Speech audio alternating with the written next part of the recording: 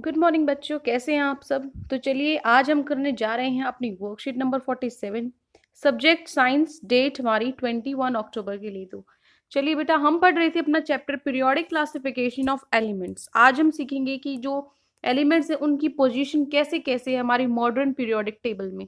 हमने पिछली वर्कशीट में कंप्लीट किया था कि जो मॉडर्न पीरियोडिक टेबल है वो किसने इन्वेंट की, किसने मतलब बनाई थी आफ्टर बहुत सारी रिसर्चेस। जैसे जैसे बढ़ती गई एलिमेंट्स के जो एलिमेंट्स थे वो इंट्रोड्यूस होते गए, नए नए डिस्कवर होते गए, और अकॉर्डिंगली जो चेंजेस हैं, जो मतलब एटॉमिक मास को बेस मानकर अब तक सारी एलिमेंट्स को रखा जा रहा था, अब किसके हिसाब से रखा जा रहा था, एटॉमिक नंबर, जो कि किसकी वजह से पॉसिबल हुआ, हेनरी मोस्ले के लिए। ये हमने पिछली वर्कशीट में पढ़ा था।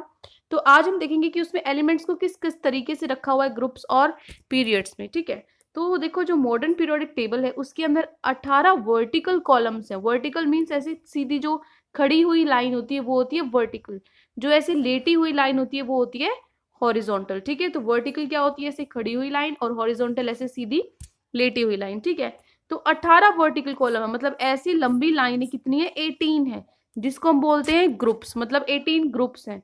और 7 हॉरिजॉन्टल रोज है, मतलब लेटी हुई लाइन्स है, जिसको हम बोलते हैं पीरियड्स। ठीक है, तो अब देखेंगे कि क्या डिसाइड करता है कि किस एलिमेंट को कहाँ रखना है, उसकी प्लेस क्या है ग्रुप और पीरियड में, को कहाँ पे कौन से ग्रुप में और कौन सी पीरियड में उस एलिमेंट को रखना है। तो चलिए देखेंगे।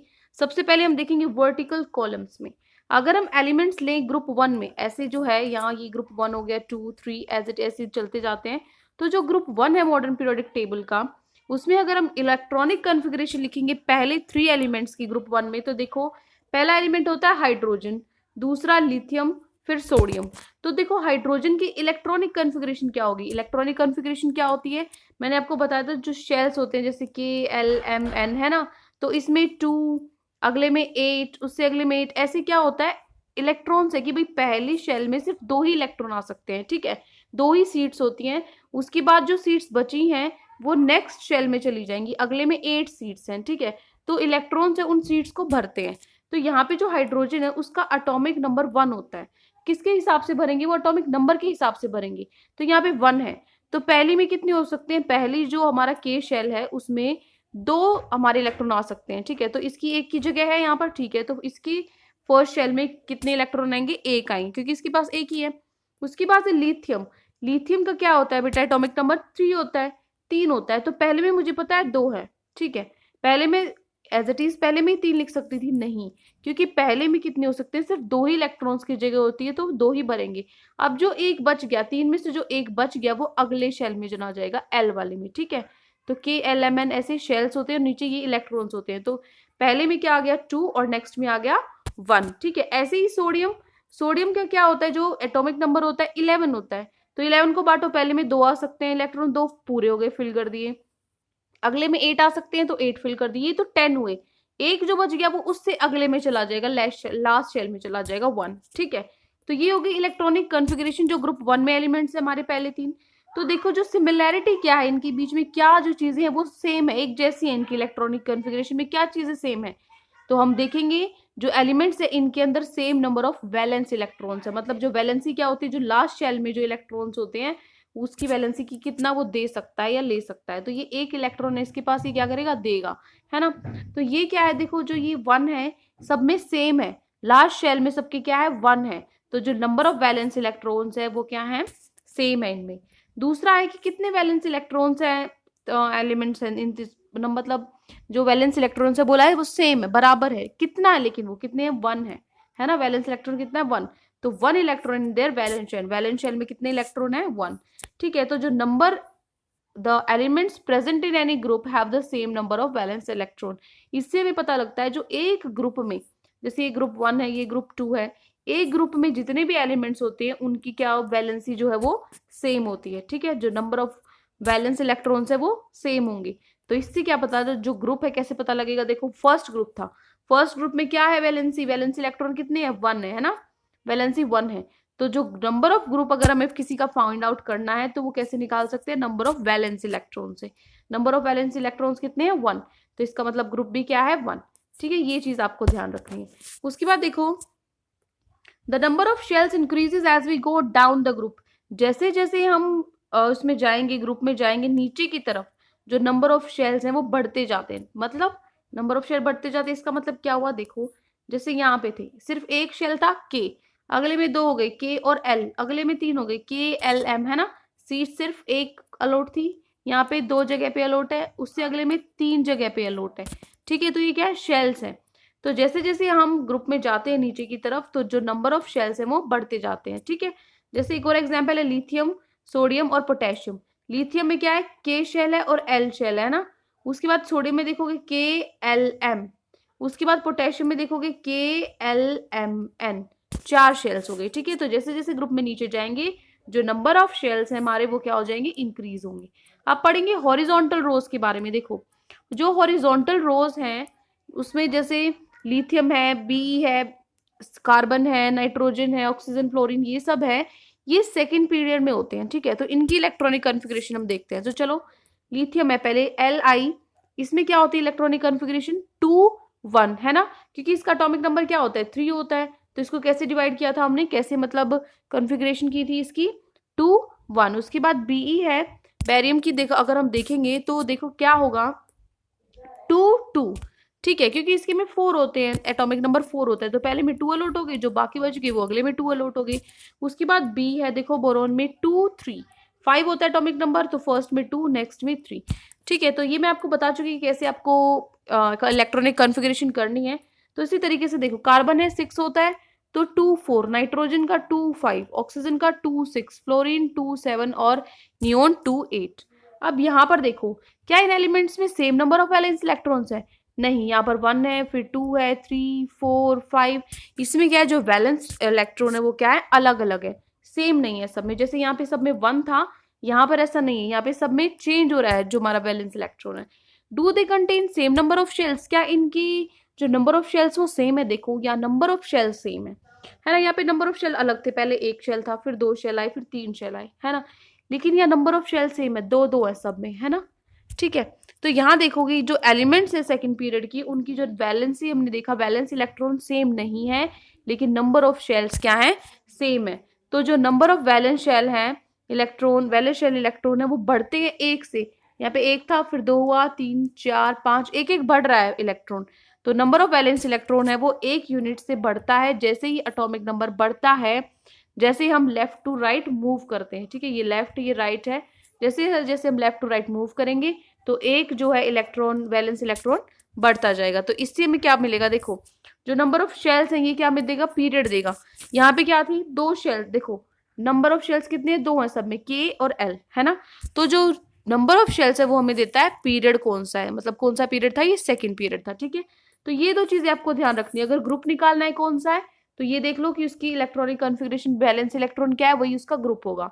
अगर उसका पीरियड निकालना है तो कितने वैलेंस शेल है, सॉरी वैलेंस शेल है, कितने शेल्स हैं, 2 2 शेल्स हैं, तो वो क्या हो गया, इसका मतलब उसका पीरियड हो गया। ठीक है, अब देखो जो एटम्स हैं अलग अलग एलिमेंट्स के जिनका सेम नंबर है, उन्होंने कोई ना कोई शेल एक्यूपाई किए हैं, वो सेम पीरियड में होंगे, है ना। देखो जिनके डिफरेंट एलिमेंट्स है उनका एटॉमिक नंबर जो with same number of occupied shells, जितने मतलब ऑक्यूपाइड शेल्स हैं, जितने शेल्स उसने लिए हैं, जैसे यहाँ पर अभी हमने देखा सबने 2 2 शेल्स लिए थे, तो जितने शेल्स उसने ऑक्यूपाई किए हैं वो सेम पीरियड में डाल दिए जाएंगे। ठीक है, अगर 2 शेल ऑक्यूपाई कर रहा है तो सेकेंड पीरियड में, जितने भी ग्रुप्स हैं, जितने भी एलिमेंट्स हैं, जो जो 2 शेल्स में स्पेस ऑक्यूपाई कर रहा है, जगह ले रहा है 2 शेल्स की, उसको हम उसी ग्रुप में सेकंड ग्रुप में डाल देंगे। ठीक है, जो 3 की जगह लेगा उसको थर्ड पीरियड पीरियड में डाल देंगे। ठीक है, 4 जगह लेगा तो फोर्थ पीरियड में डाल देंगे। ठीक है, तो Na, sodium, magnesium, aluminium, silicon, ये सब हैं जो पोटेशियम, सल्फर, क्लोरीन, ये क्या थर्ड पीरियड में होते हैं मॉडर्न पीरियोडिक टेबल की में, थर्ड पीरियड में। तो जो इलेक्ट्रॉन्स हैं वो कौन से इसमें शेल्स ऑक्यूपाई करेंगे, के एल एम, 3 जो शेल्स, नंबर ऑफ शेल्स होंगे 3 होंगे।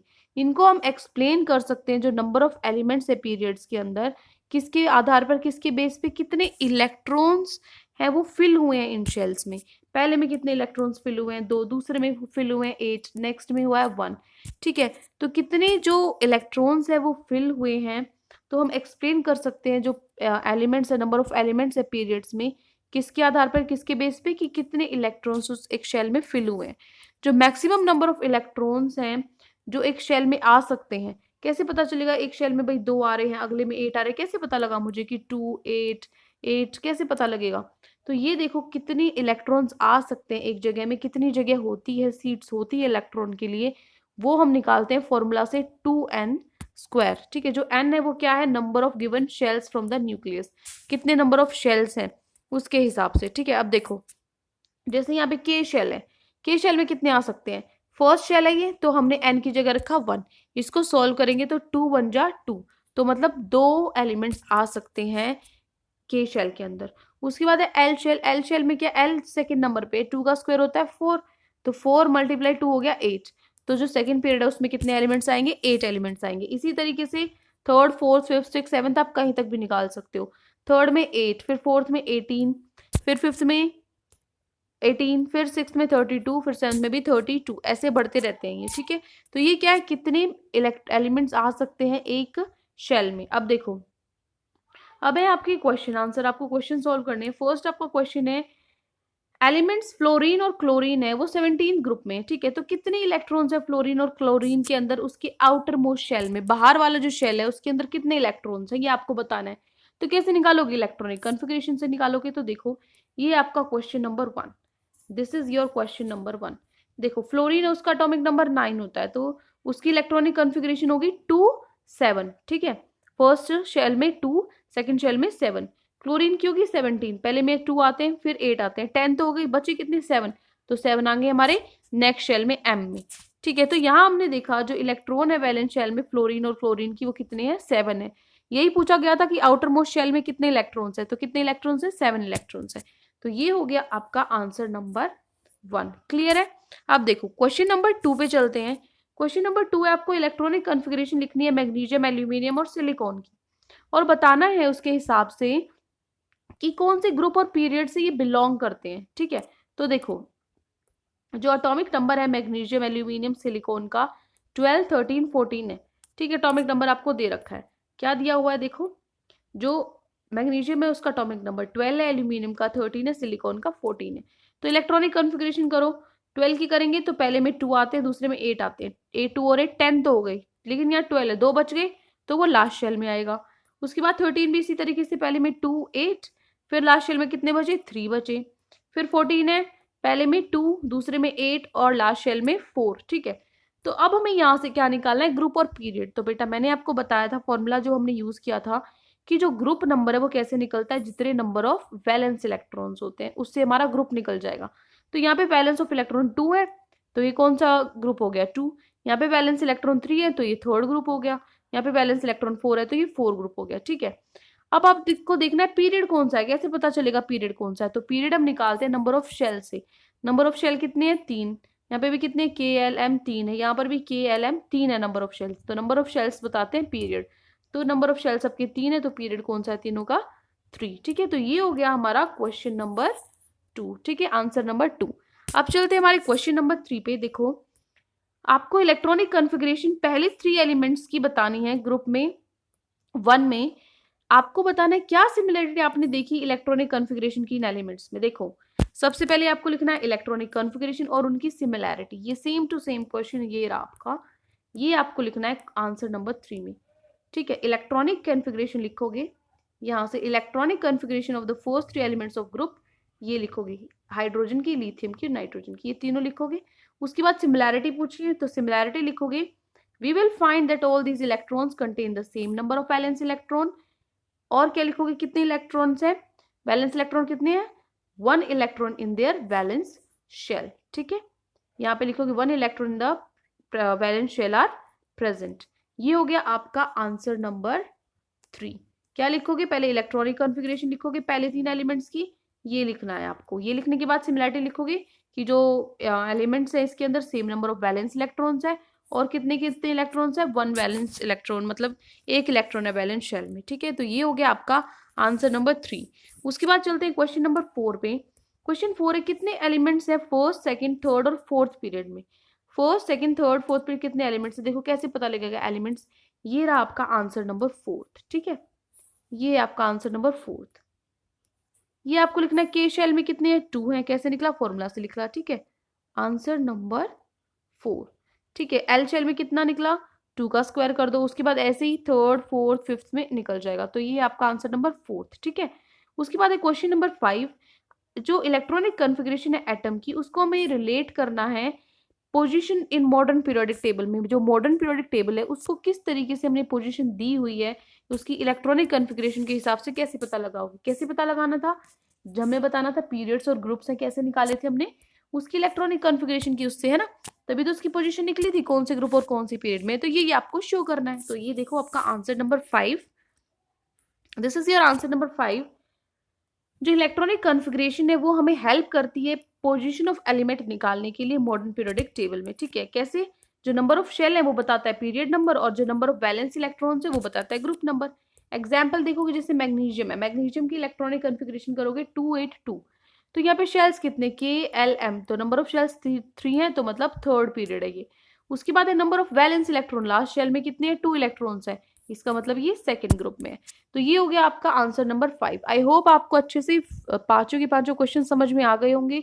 और पूरी वर्कशीट में भी क्या आज किया है हमने, बहुत ही सिंपल था, सिर्फ हमने पढ़ा है कि कैसे हम जो ग्रुप्स हैं पीरियड्स हैं वो निकाल सकते हैं इलेक्ट्रॉनिक कॉन्फ़िगरेशन के थ्रू। ठीक है, तो आपको कोई भी डाउट है पूरी वर्कशीट में किसी भी तरह का, तो आप कमेंट सेक्शन में हमसे पूछ सकते हैं। और अगर आपको हमारी वीडियो अच्छी लगे तो आप हमारे चैनल को सब्सक्राइब भी कर सकते हैं। Thank you and have a great day.